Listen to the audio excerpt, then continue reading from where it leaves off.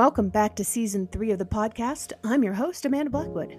As many of you know, I wrote my autobiography as a survivor of human trafficking called Custom Justice, but if you didn't know, you do now.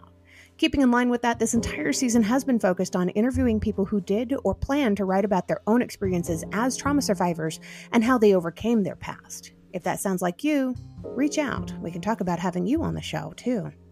As much as we all hate commercials, they are a necessary evil these days.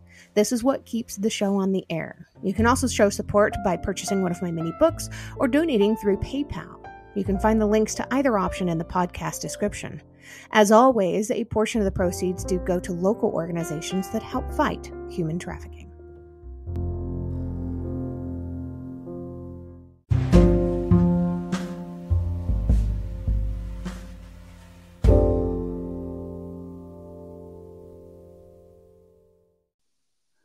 Ladies and gentlemen, welcome back to the podcast. As always, I'm your host, Amanda Blackwood. I have an amazing man with me today. His name is Steve Wilson. Steve has been through some crazy stuff.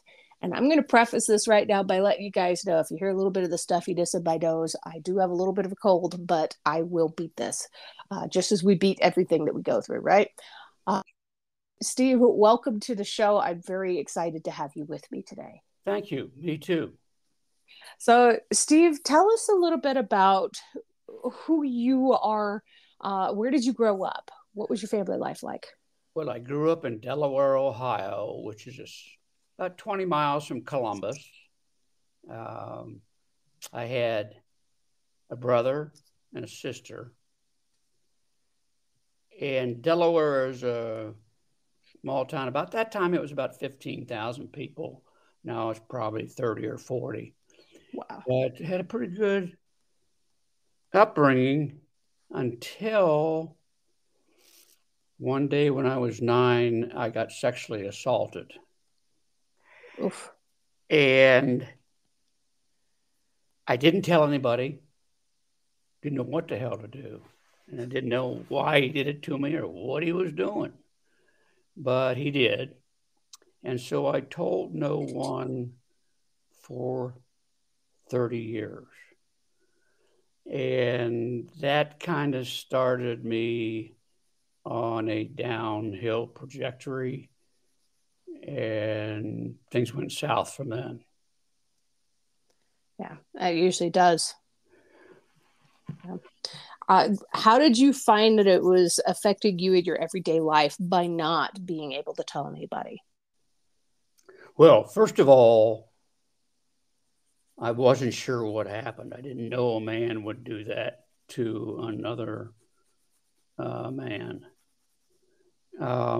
So I kind of blamed myself, which was stupid, but that's the first thing I thought. And I figured that everybody would laugh at me if I brought it up. So I didn't. And I had my first depressive episode later that year, and it was pretty bad. And things just went south, as I said, and I didn't care about doing my classwork. I'd always been up in the top of the scholastic area, and I just didn't enjoy anything. Yeah. I went from an all-A student to almost failing the 4th grade. So Wow. it was pretty bad. And I didn't care about my friends, my family. They didn't know what was going on. They were oblivious to everything. So that didn't help either. Yeah. Yeah. Do you think that back then, if you had opened up to them, that your family would have been supportive of you? Or do you think it was something that people really didn't talk about enough, they wouldn't have known what to do? Well, I'll tell you, my belief is that people would say, well, go take a walk or go see a movie. You'll get better. Yeah. That was 1958. Wow. I'm 74 years old. And I doubt if anybody would back then know how to react. Right. They just think I was lazy or whatever else goes with that. Yeah. Did you enjoy sports or anything when you were a kid? Did you have anything like that as an? Yes, I was a pretty good basketball player, although not great. And I was a very good golfer. Wow. Um, I It's an in unusual sport for somebody so young. well, I don't know how much I played when I was 9, but I began playing later on. You have Yeah. to realize with bipolar, which I didn't find out it was for many years, Wow. um, comes and goes in waves, and it can hit and be very bad, very lonely, very dark for 2 or 3 months, and then it can ease off for 2 or 3 months. So there are normal times and there are really bad times. So Yeah. that's just the way it works. Right. Right. And my brother has bipolar, and I know that until he found the right medication, things were really rough on him. I can't imagine going through that as a kid that's already experienced trauma and you're going through this. That's Well, that's a yeah, lot. it That is a would lot. have been better if they had medications, Yeah. but I didn't even see anybody Wow. for, see how long, 12 years, something like that. Oh See, my it gosh. really hit badly after I graduated from college. And they diagnosed me as severely depressed, gave me medications for depression. They made things worse. I reacted if I had the flu. My Oof. depression got worse. And that was 1971 or 72. I was getting worse and worse. Wow. And finally, in 78, 7 years later, my psychiatrist said, "Oh, I might have made a mistake. Maybe you're bipolar." Well, I didn't know what bipolar was. Plus, I didn't appreciate him waiting 7 years. Yeah. Pretty stupid. But anyway, he gave me lithium and it worked right away. Now, it didn't Wow. get me back to normal. It probably got me 50% of the way there, but now I could function. Wow. That's awesome. So in our original correspondence, you'd mentioned something about how you had a lot of anxiety surrounding trying to go out for football, and you did something really um, just absolutely shocking to be able to get out of it. What did you do to get out of playing football? Well, you have to go back because I went out for football. I was a decent football player in elementary school, so I thought I'd go out for football. But the first thing that happened, I didn't like it because it was different than elementary school. It was a lot of physical hitting, and I'm not into that. Yeah. And but the real thing that got me to dislike it in seventh grade was that when I went into the locker room after practice, I kind of froze because there were 30 or 40 guys all naked in the showers. And I sat in the corner and covered myself with a towel. I didn't have a clue why, because I had almost myself totally forgotten about the sexual assault. Yeah. So that really freaked me out. Now, I didn't quit. I just never showed up. Is that the same thing? To some people, that would be. And so got through the football year and didn't go out in eighth grade. Uh, and then one day I was playing golf and my mother came out and said, football's starting ninth grade. Football's starting today. You're going out or tomorrow. And I was scared to death. I have to see those guys in the shower. And she wouldn't let me not go out. So I went out and it was terrible. Um, the hitting was a lot harder, and there were more people, and I just hated it. So one day, uh, I was throwing a football along at my house with a buddy, and the ball careened off my finger and dislocated it. Mm. So I went up to my room after we were done, and I said, "This is a great opportunity to get out of football." So I took my finger in my hand and pulled it, broke it, Oh, and I was then out of football. oh, oh, ouch. Oh, Now Steve. Oh, I looked at it as a great accomplishment. No more football. yeah. Yeah. I mean, it takes a lot to overcome your own pain receptors and your own physical fear of pain to be able to do something like that anyway. Holy cow. It was pretty easy. Did I you was ever? desperate at the time.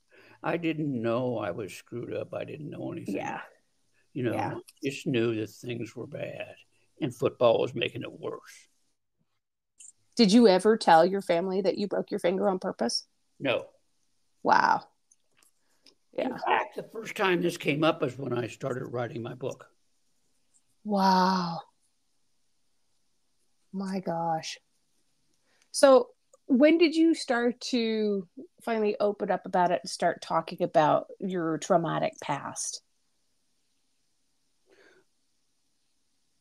Well,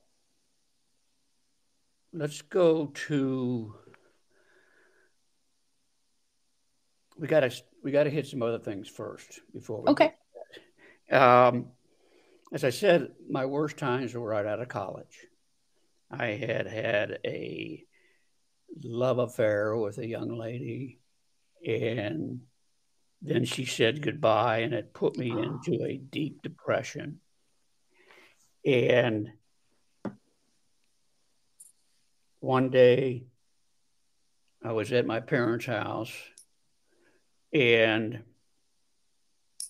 we were having a barbecue. And now I've got to preface this again. My dad and I were not friends. We weren't enemies, but we had no relationship at all. Yeah. And as I go back thinking about that, I don't really know why, but I really disliked him. So anyway, I was at this barbecue and I was cooking the hamburgers, and he came over to me and he shoved me out of the way and says, "You don't know what the hell you're doing. I'll cook them." So there was a knife on the grill, and I picked it up. And the next thing you know, I was on my way to the hospital, Harding Hospital, which was a psychiatric hospital about 15 miles away Oh. from our house. Now, to find out what I did, you have to read the book. What's the name of your? Teetering on a Tightrope, My Bipolar Journey. That definitely sounds like you were teetering on a tightrope there. That's a scary moment. Did you know in that exact moment what you were doing, or was it a blackout scenario where you really couldn't control yourself? Well, it was an impulse feeling, but I I don't want to tell what I did, but safe Right. to say nobody got hurt. Okay. So I was in the hospital for 3 weeks. It was not a hospital like you think of today. It was called Harding Hospital. It had been around for, see, that time I was 70 years. And it was a special hospital where They had tennis courts, a basketball. They had you in not confined so much. The doors were locked and all that, but you didn't have the feeling of being trapped. There was pool. There were all kinds of things. Wow. And they had this belief uh, that work and physical activity would help get over the depression. Remember, I wasn't diagnosed with bipolar yet. Right. So anyway, I was there for 3 weeks. They did some unique things, and I did get better. And I got a medication that kind of worked, but not really well. And Yeah. after that, I got out, and it was a rough. Let's see, that was 71. That was when it was the roughest. The next 7 years, and I got Wow. married in 72, and we've been married for 50 years. And how the hell she put up with me, I'll never know. Well, congratulations on 50 years. That's kind of Thanks. amazing in itself. It is. And I had somebody tell me the other day that my wife, Lenny, must be a saint. But you know what? Nobody knew what was going on. Nobody had a clue. Right. But she So, loved you enough to stick around. yeah, she's amazing. Yeah. That's pretty amazing. So, what all have you done since that, like, really, truly scary part of your life? What have you done to help yourself to move beyond it and to understand it? Well, as I said, the 7 years went by and I got re-diagnosed and Yeah. got better. But the problem was I couldn't keep a job. Now, we had a clothing store in Delaware, and it was a very good one, but I didn't want anything to do with it. I really wanted to be in the golf business, but I couldn't keep a job. I had a job in the golf business in 73 or 4, and I couldn't do it. I quit 6 months later. Then I got another job and quit 6 months later. I just couldn't do anything. I kind of blamed everybody, and then I quit and I yelled at them, and it was bad. So I was forced to go into my father's business because I had no alternative. Wow. And that didn't work out. I quit it. Got a job at a big department store out here, quit it. Decided I really had to go endure my dad because I had no alternative. Right. So I did that until 1995, and then I closed that store. And all those years, I was kind of, as I said, halfway there. I didn't have any trauma all those years, but it was tough. Right.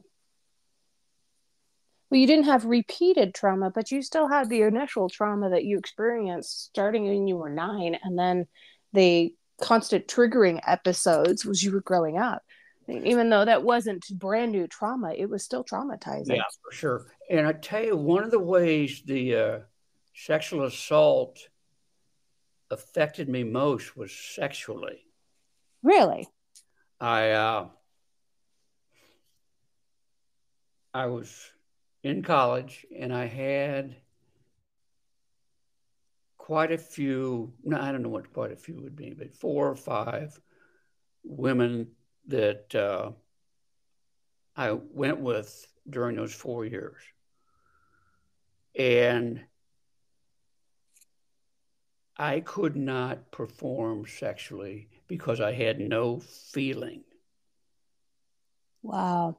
Now, it wasn't until after the third or fourth woman that I connected the dots and said, shit, this must be from my years ago. Yeah, So that was traumatic in itself. absolutely.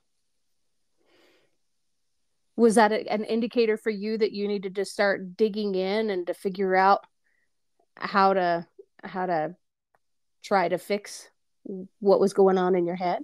No, No. it, it didn't trigger. It didn't do anything for me to think about it or get any help. Wow. Uh, the way it the way it changed was when I was a junior. I met a girl from Columbus. We both went to Rollins College in Florida, and we didn't know each other in Ohio, but we met in at college, and things went really well, and we got very close to each other. Sex was no problem. I never figured out why it was no problem with her, but everybody else it was. Hmm. So then she dumped me, and 6 or 8 months later, I met my wife, and we've been together ever since. Wow. So it was a good thing she dumped you. Yeah, I didn't think so at the time. Right. Can't imagine anybody would, but at the same time, hey, seems True. like there was a good reason for it.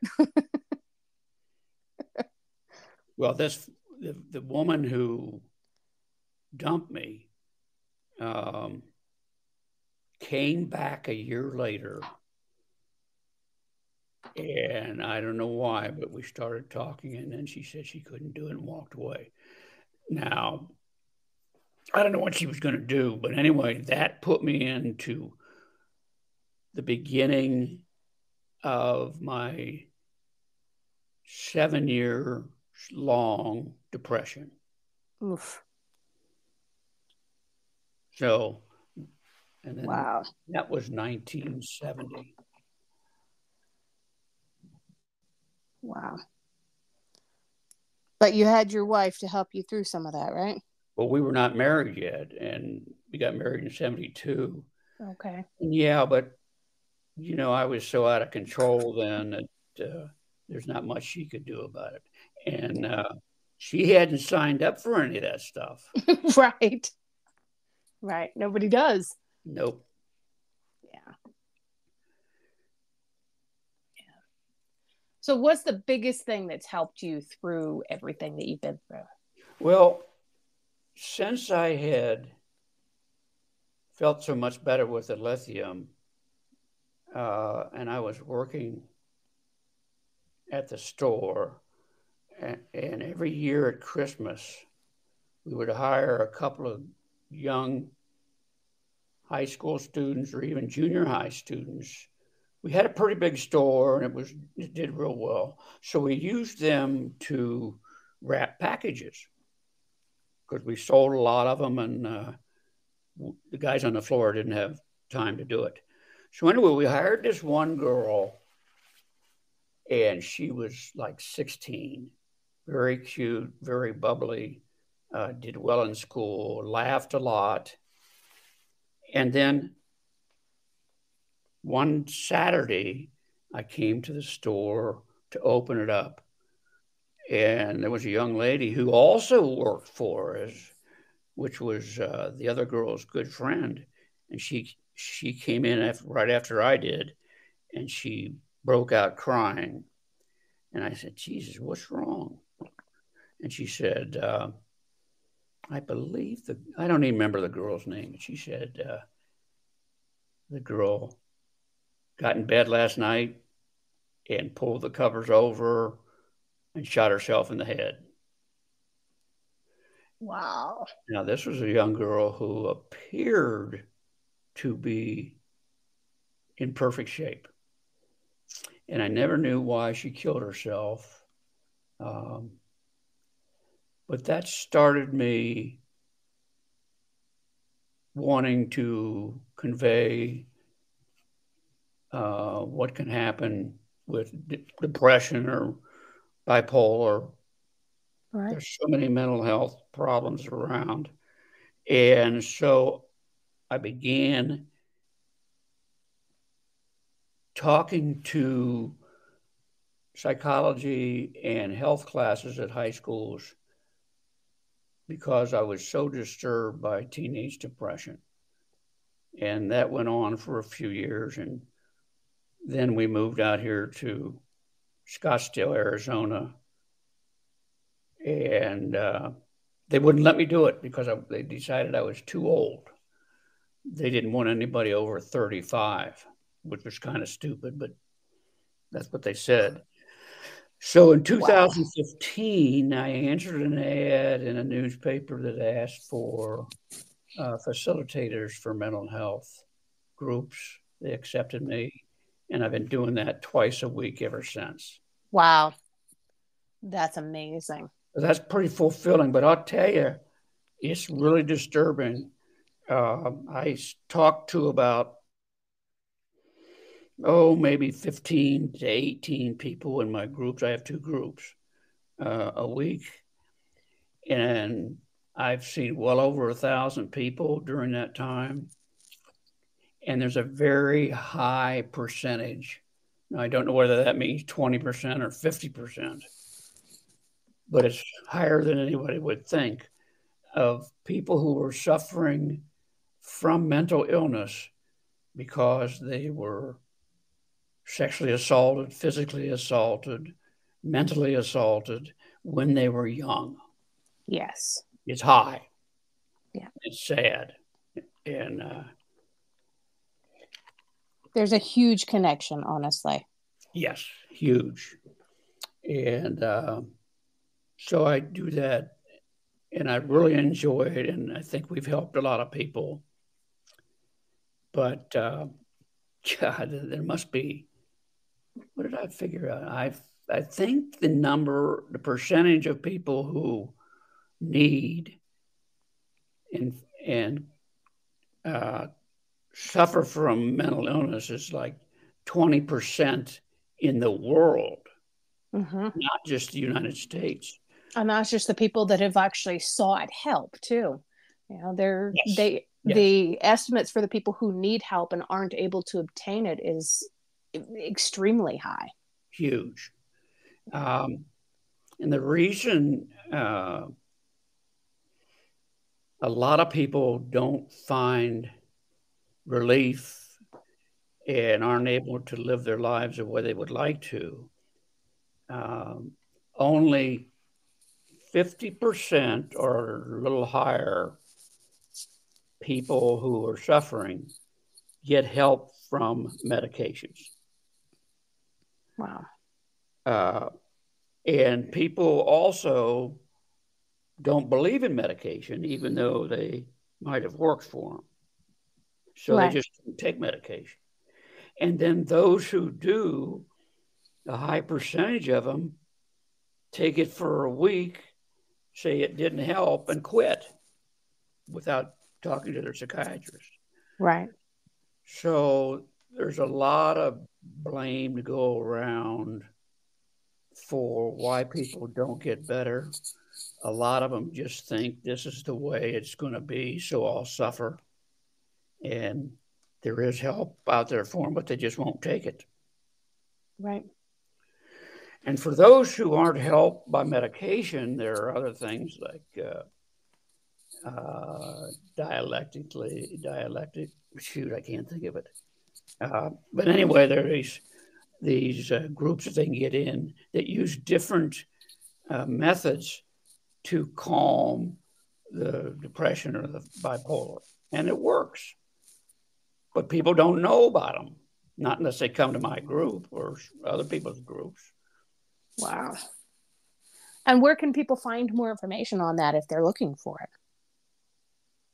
Well, they can, the big outfit that is open in the United States is NAMI, NAMI, Right. And for people that are not familiar, NAMI is the National Alliance on Mental Illness.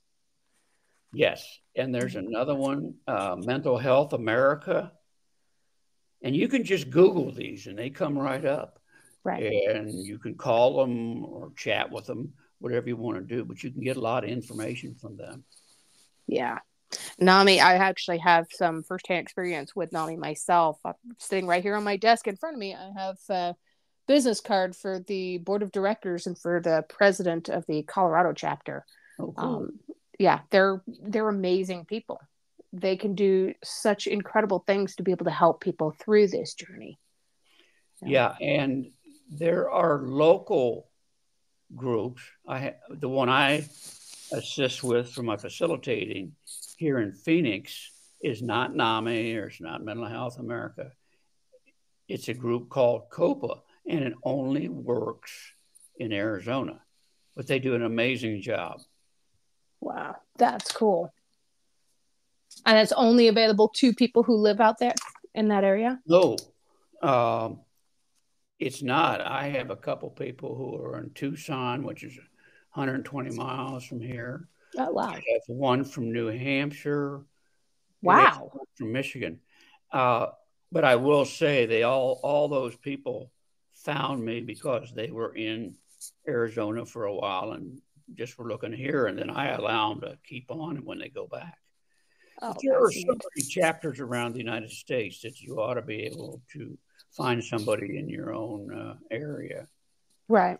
And we do things in the group such as have little outings for lunch or dinner.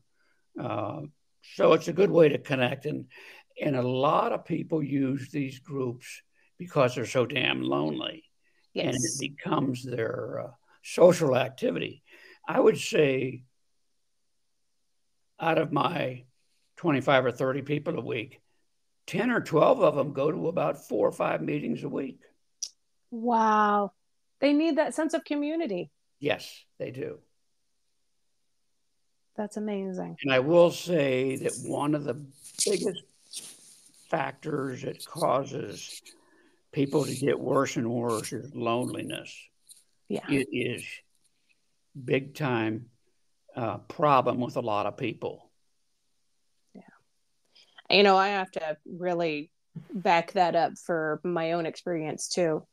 As a survivor of human trafficking, I was incredibly lonely trying to figure out how to navigate everything that I'd been through completely by myself. The whole reason I started this podcast was because I felt that intense loneliness where I felt like I was the only person in the world that was going through this and had experienced anything like this. I needed that sense of community. So I started reaching out and talking to people like yourself. And suddenly there was a whole new world out there of people that not only understand what it means to go through the trauma, but understand what it means to need that kind of sense of community and want to help. And people like you are really inspirational to people like me. I just want you to know that, Steve. You're amazing. Appreciate it. Yeah. Well, I've been through a lot, but I've had assists from friends, my wife, my brother and sister. But I tell you one big thing that will help people get through is to laugh a lot. Yes. Try to have fun. And at least for that few minutes or a couple hours, you'll feel a lot better and not have to think about how miserable you are. Absolutely. In my darkest days, my favorite genre of movies was comedies. Made me feel better. During my darkest days, my favorite genre for movies was comedies. I loved watching comedies. Yes. Right. Yeah. Anything to make me smile or laugh and forget the pain. That is true. Yeah.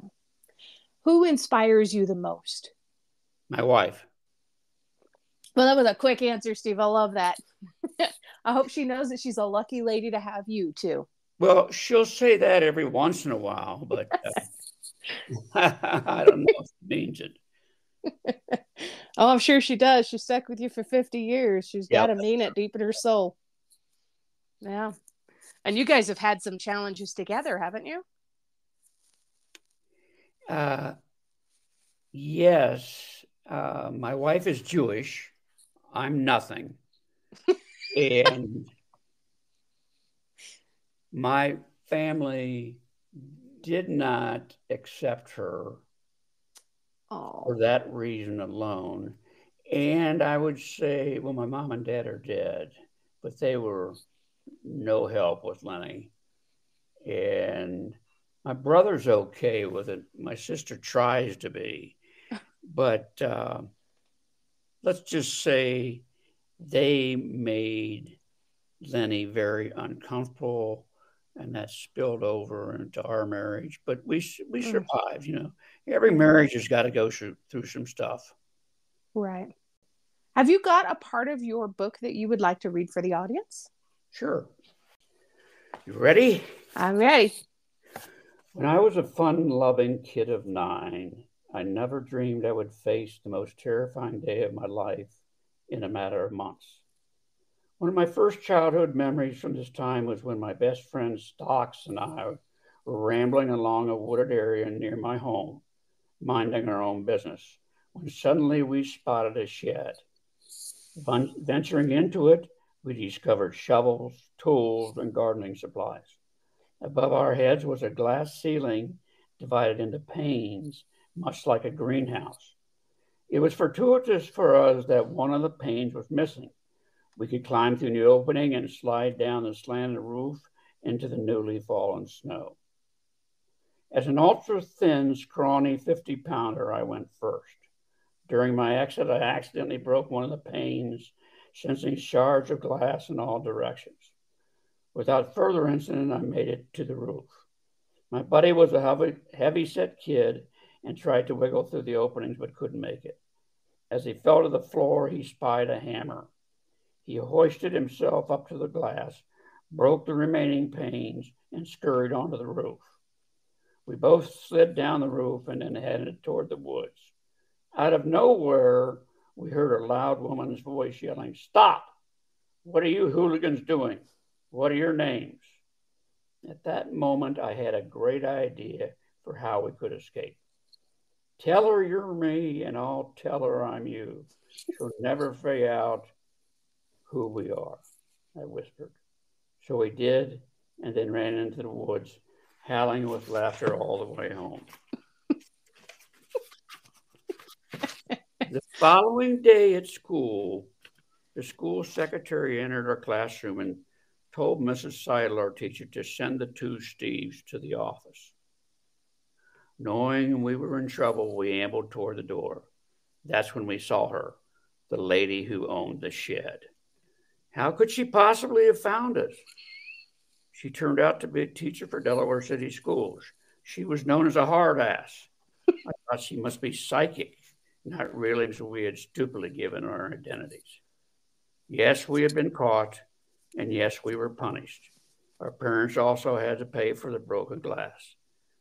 But honestly, we were just two normal 9-year-olds having fun. That's how I felt back then, a normal kid having fun. For a time, all was right in my world until that horrific day at the movie theater. I loved going to the movies, especially to see Westerns. Every Saturday, I would grab 50 cents from my money jar, jump on my Huffy, and pedal to the Strand, our local movie theater. In those days, we would see a double feature with an intermission in between. Following the grand closing of the curtain after the first show, I would go to the concession stand counter to buy popcorn and then saunter over to the old-fashioned Coke machine where the world's greatest elixir would pour into a paper cup that appeared to be hanging in midair. One Saturday, a stranger quickly put a dime into the machine to purchase a Coke for me. He smiled and asked if I would help him do something in the theater. I thought maybe he needed help cleaning the restroom, as that was my job at summer camp. It never dawned on me that he could not have possibly known that. At any rate, we entered the classroom. What just happened? I asked myself. Why did he do that to me? What am I going to do? Who should I tell? I decided that no one could ever find out about this. I was still scared, embarrassed, and sure it was terribly wrong to let this happen. How did he pick me? Was it the way I looked? I returned to my seat, acting as if nothing had happened. I would keep that secret for over 20 years. Not long after that day, I started thinking about killing myself. Man, Steve, you've overcome a lot of crap in your life. Sounds like so have you. I think all of us trauma survivors do that. Yeah. There's always one last question that I ask people before I let them go, and it's my favorite question of the day, always. Okay. What is one thing that you absolutely love about yourself that's not related to your physical appearance? Well, I would say that I have always been one of the funniest people around. And that's what has kept me going all these years. I don't know why it's part of me, but it just comes out. Now, since we moved to Arizona, and even though we've been here 15 years, it's hard to meet a lot of people. I don't do that as much as I used to. But humor is a way to get through almost anything if you can get it to come out. But I think that helped me along the way as much as anything. I think you have a beautiful sense of humor. I love it. So that's my story.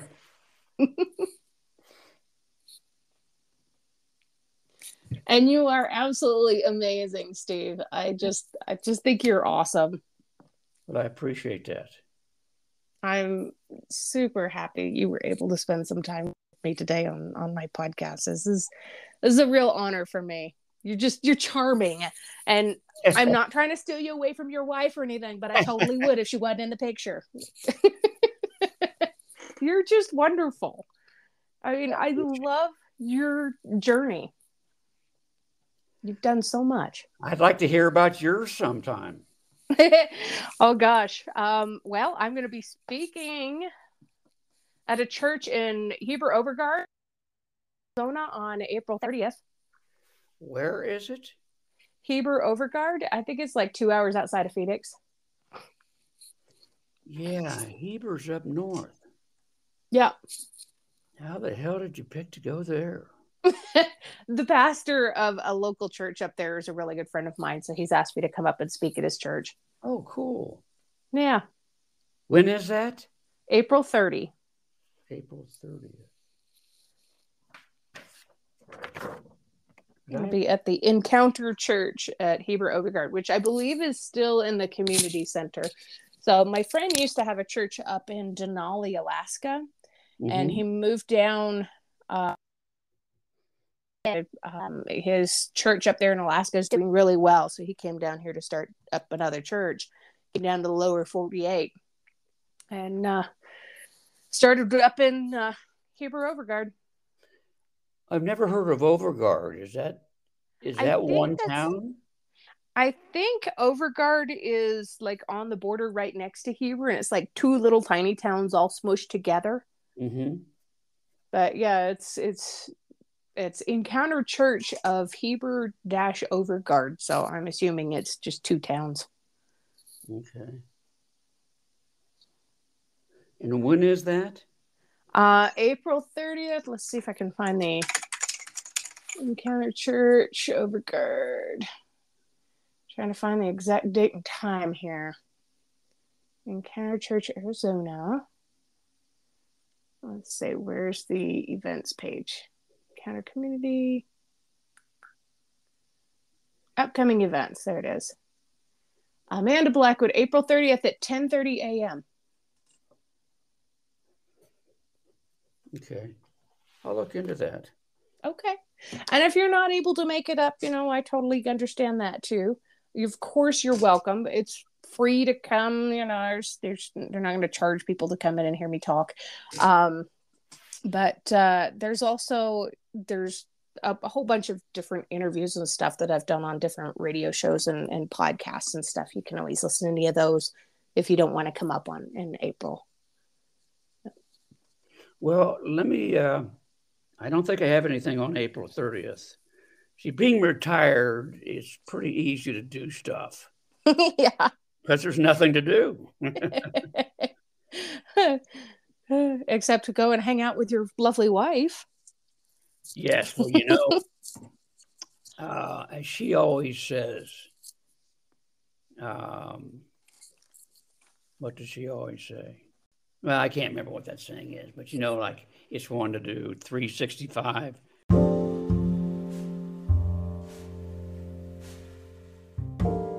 If you've enjoyed tonight's episode, please make sure you check out the episode description. There you're going to find links on how you can learn more about this guest, links to connect with them on social media, and how to support the podcast. Remember, I don't get paid to do this. My boss is a bit tight-fisted, but I can say that I work for myself. In short, this show really is all about the guest. If you've enjoyed their interview, please feel free to let them know. You can also tune into my other podcast, Growth from Darkness, which is co-hosted by a lovely lady from Australia. We talk about what trauma responses are and healthy ways to move beyond the past. For more information, just go to growthfromdarkness.com.